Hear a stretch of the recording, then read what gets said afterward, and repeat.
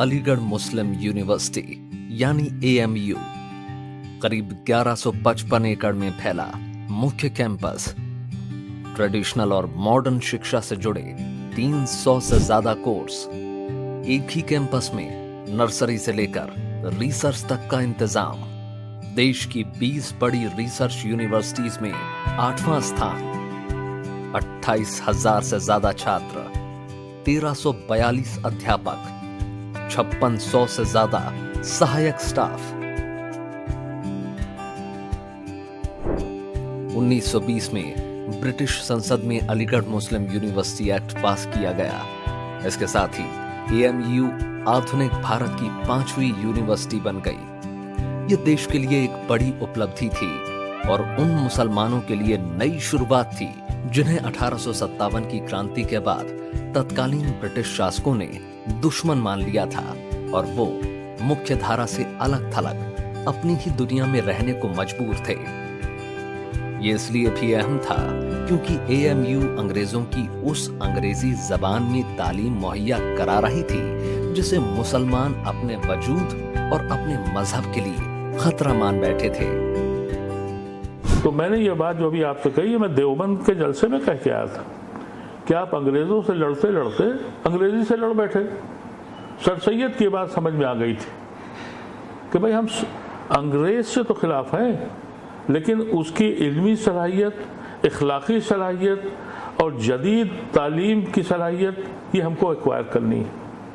और उसी बुनियाद पर उन्होंने रेजिडेंशियल यूनिवर्सिटी बनाई थी, अलीगढ़ मुस्लिम यूनिवर्सिटी, जो सन 1920 में इनकॉर्पोरेट हुई। उसमें लिखा हुआ है अलीगढ़ मुस्लिम रेजिडेंशियल यूनिवर्सिटी। तो रेजिडेंशियल का मतलब ही यही था कि आप मुकम्मल इंसान बनाएं। 100 बरस हो गए इसके और आपने देखा इन 100 बरसों में कितनी कौम को फ़ायदा हुआ कि दुनिया की कोई जगह ऐसी नहीं है जहां अलीगढ़ से फरागत हासिल करने के बाद, इल्मी सलाहियत लेने के बाद वो वहाँ अपनी तरक्की की मंजिलों पर न गया हो। जब 10 मई 1857 को मेरठ से हिंदुस्तान की पहली मुल्की जंग आज़ादी का आगाज़ हुआ तो उस टाइम सर सैयद अली रहमान बिजनौर में सदर सदूर थे और उन्होंने बिजनौर और नजीबाबाद में इनकलाबी कमान संभालने वाले नवाब महमूद अली खां को हर जाविया हर नुक्ते नज़र से समझाने की कोशिश की कि आज़मूदा कार अंग्रेज़ फ़ौजियों और हिंदुस्तानियों के बीच मुकाबले से कुछ हासिल नहीं होने वाला। लेकिन जंग आज़ादी में वतन परस्ती के नशे से सरशार महमूद अली खां ने उनकी बात को तवज्जो न दी। आखिरकार अपनों की कारस्तानी से पहली मुल्की जंग आज़ादी में हिंदुस्तानियों को नाकामी का सामना करना पड़ा। इस जंग आज़ादी में हिंदुस्तान के हर फ़िरके ने हिस्सा लिया था, लेकिन अंग्रेज़ी इंतकाम का शिकार बेशतर मुसलमान हुए और मुसलमान हालात यहाँ तक थे कि दिल्ली और लाहौर से लेकर कोई दरख्त ऐसा बाकी नहीं बच रहा था जिस पर किसी सफ़ेद रेश बुजुर्ग की लाश न लटकी हो। इन हालात से पूरा मुसलमान कम्युनिटी मायूसी, नाउमीदी के गार में डूब गई, जिसको निकालने के लिए सर सैयद अली रहमान ने अमली कोशिशें की। उन्होंने पहले गाज़ीपुर, मुरादाबाद में मदारिस कायम किए और उसके बाद अलीगढ़ में AMAO कॉलेज कायम किया, जो 1920 में अलीगढ़ यूनिवर्सिटी की शक्ल में पूरी दुनिया के सामने है, जो एक सदी से ज़ायद अरसे से न सिर्फ हिंदुस्तान बल्कि पूरी दुनिया को फैज़ याब कर रहा है।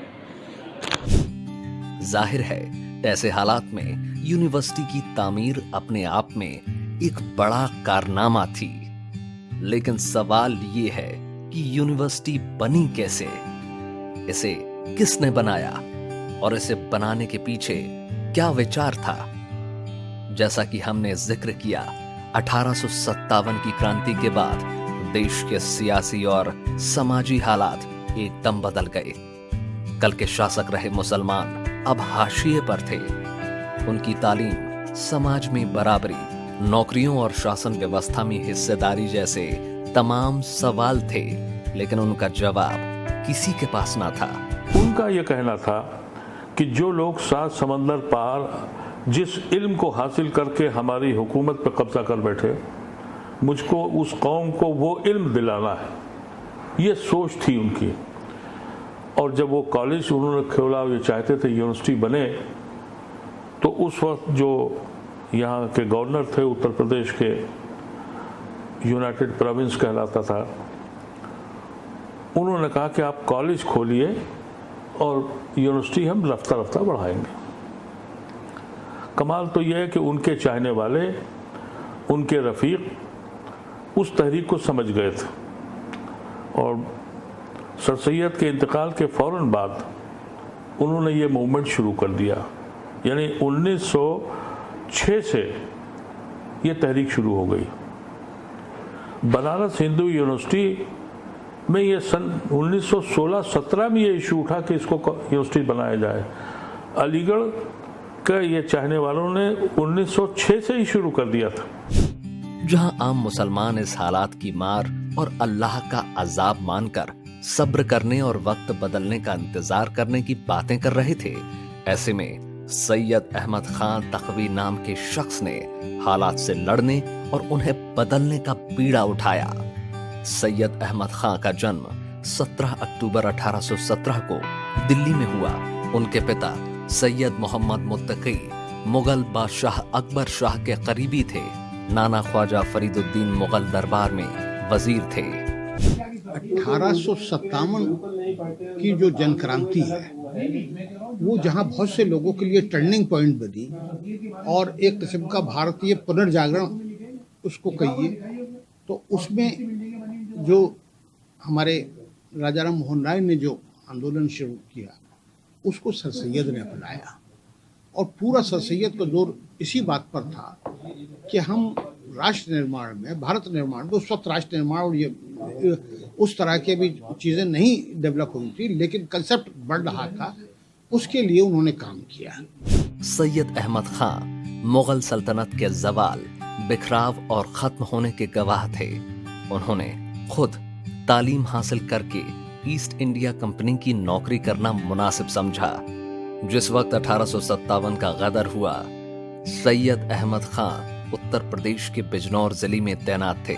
वो क्रांति के दौरान मुसलमानों को हुए नुकसान और उसके बाद उसके बिगड़ते हालात से बेहद परेशान थे, लेकिन परेशानी में डूबकर अवसाद में जाने की बजाय उन्होंने हालात से लड़ने का फैसला किया।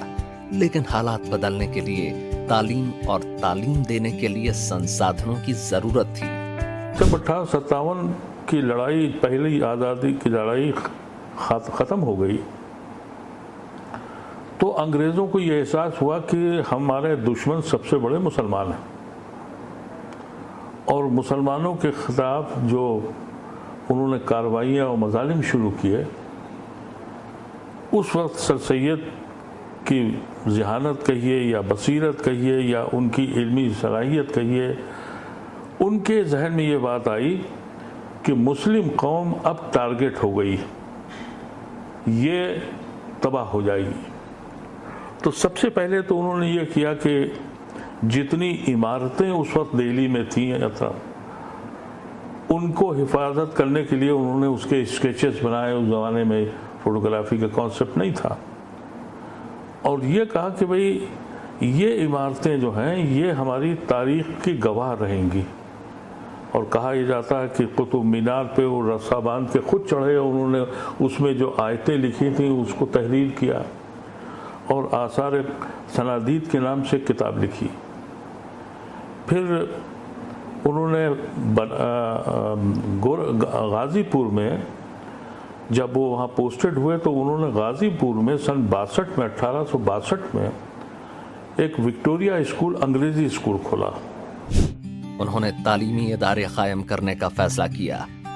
इसकी शुरुआत गाजीपुर से हुई, जहां वो उन दिनों तैनात थे। इसके बाद जब वो मुरादाबाद आए तो वहां भी उन्होंने एक स्कूल खोला, लेकिन ये उनकी मंजिल नहीं थी। अंग्रेज जो इस देश में आए, उसकी बड़ी वजह यह थी कि वो शिक्षित थे, उनमें वो चीज़ें नहीं थी, और उसकी वजह से उन्होंने सारा कोशिश की। तो भारतीय नेशनल बिल्डिंग में इस इंस्टीट्यूशन का सर सैयद से लेकर बात तक। सैयद अहमद खान के ब्रिटिश शासकों के साथ अच्छे रिश्ते थे। उन्होंने समझ लिया था कि अंग्रेज अभी आसानी से इस मुल्क से जाने वाले नहीं हैं। इसलिए उन्होंने मुसलमानों को सलाह दी कि वो अंग्रेजों के साथ विरोध का रास्ता छोड़ें और अपने हालात सुधारने पर ध्यान दें। उन्होंने उस दौर के प्रगतिशील मुसलमानों को साथ लिया और ये मानने पर मजबूर कर दिया कि सियासत नहीं, अब सिर्फ तालीम ही हालात बदल सकती है। तो उस वक्त शिक्षा जो थी बड़ी सीमित थी, खासतौर से मुस्लिम महिलाओं में। वो लड़कियां जो है वो खुले में बैठती थी और टीचर जो है वो पर्दे के पीछे होता था। एक टीचर पर्दे के अंदर रहता था और लड़कियां खुले में होती थी। उसको चिलमन कहते हैं। तो हमारे यहाँ 1906 में जब शिक्षा शुरू हुई तो वो चिलमन से शुरू हुई। मैं देख रहा था कि 1922-24 में पहली डिग्री 1924 में एक हैदराबाद की एक महिला को मिली है। तो उस वक्त महिला को डिग्री तो मिलती थी, लेकिन वो उसको स्टेज पे जाने की इजाज़त नहीं थी। तो लेकिन तालीम हासिल की और उसके बाद नतीजा ये हुआ कि हमारे यहाँ, अगर हम देखें, मेरी किताब भी है, चिलमन से चांद तक का सफ़र जो है वो इस अलीगढ़ ने तय किया। अलीगढ़ आंदोलन की नींव पड़ चुकी थी।